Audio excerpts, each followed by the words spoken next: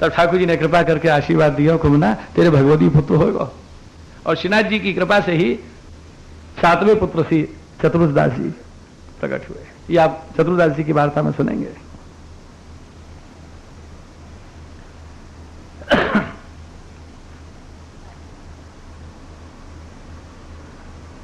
ऐसी निष्कंचन स्थिति में भी कुमन दास जी की भक्ति रात दिन बढ़ती गई।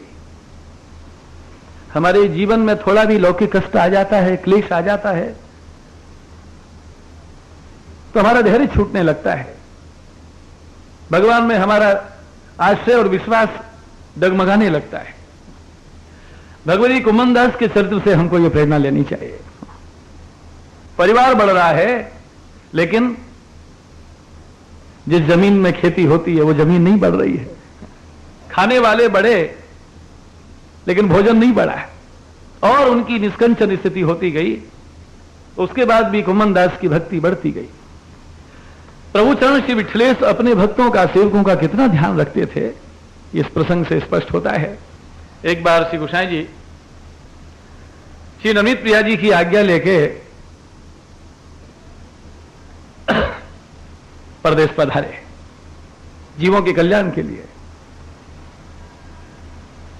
तो वैष्णव ने विनती करी, कृपानाथ कुमन दास जी के यहां द्रव्य का बहुत संकोच है, बहुत दयनीय दशा है, और उनका दुख देखा नहीं जाता है।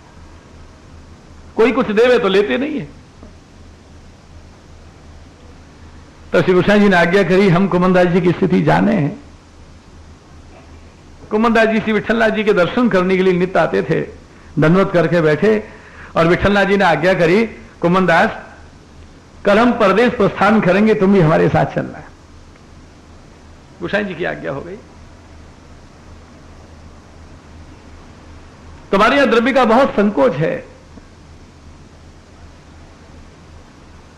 कुमन दास जी हाथ जोड़ के बोले, कृपानाथ आपके आगे हमसे बोलो जात नहीं है, आप जो आज्ञा करोगे मैं वही करूंगा। गोसाई जी की आज्ञा हो गई। कुमन दास जी के हृदय में विरह बढ़ा। श्रीनाथ जी की सेवा छूटेगी, श्रीनाथ जी का दर्शन छूटेगा।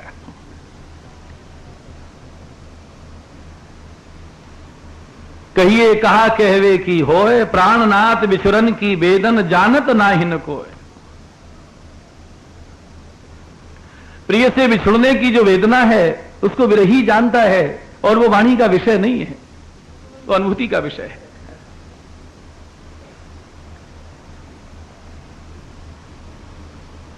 भगवत लीला का दर्शन, संयोग का सुख और विप्रयोग का कष्ट, ये दोनों अनुभव की बात है। और जिन्होंने अनुभव किया है उन भक्तों ने कहा है कि सूरदास रस कैसे बरने, गूंगे को गुड़ स्वाद। जैसे गूंगा गुड़ खा ले और उसको कैसा लगा, अब गूंगा है बता तो सकता नहीं है, यूं करता है, अरे कैसा लगा, अब बताए कैसे। जैसे गूंगे गुड़ का स्वाद नहीं बता सकता, ऐसे वो भगवती उस अनुभूति का शब्दों के द्वारा वर्णन नहीं कर सकता है। और विप्रयोग में जो वेदना होती है, जो कष्ट होता है, उसका भी वर्णन नहीं किया जा सकता है। हमारे वहां कहावत है, जाके पैर ना फटी बिमाई, सो का जाने पीर पर आई। वो वेदना क्या जाने।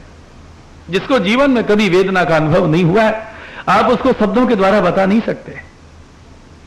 अनुभव की बात है। मरमी बिना मरम कहा जाने।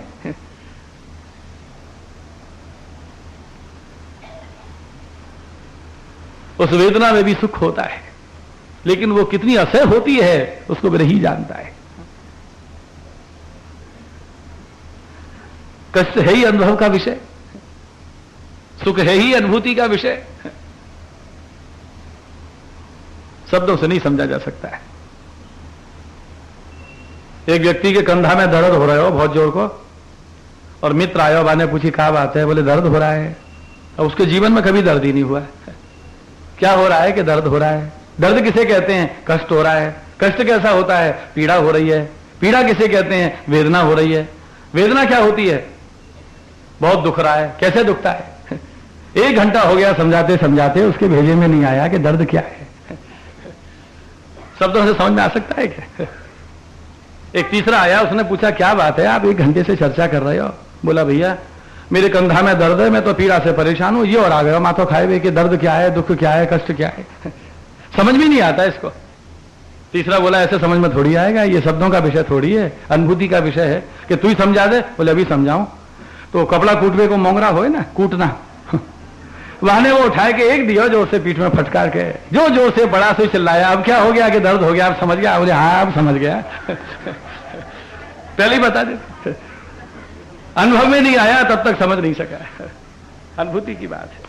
प्राणनाथ बिछुरन की वेदन जानत ना हिन कोय, कहिए कहा कहवे की हो। उसे तो बिरही कुम्मन दास जी जानते हैं। गोसाई जी की आज्ञा हो गई, मना भी नहीं कर सकते और सिन्हा जी भी नहीं छोड़े जा सकते। यह आसक्ति की बात है। श्री गोसाई जी साक्षात पूर्ण ब्रह्म पुरुषोत्तम, उनके संग पधारने में कौन सी आपत्ति है? सदा दर्शन स्पर्श सेवा वचनामृत का लाभ प्राप्त होगा। साक्षात पुष्टि पुरुषोत्तम श्री गोसाई जी के साथ नहीं पधारे, आसक्ति की बात है। कुम्मन दास की दृष्टि में श्रीनाथ जी और विठलनाथ जी भेद नहीं है, लेकिन आसक्ति की बात है।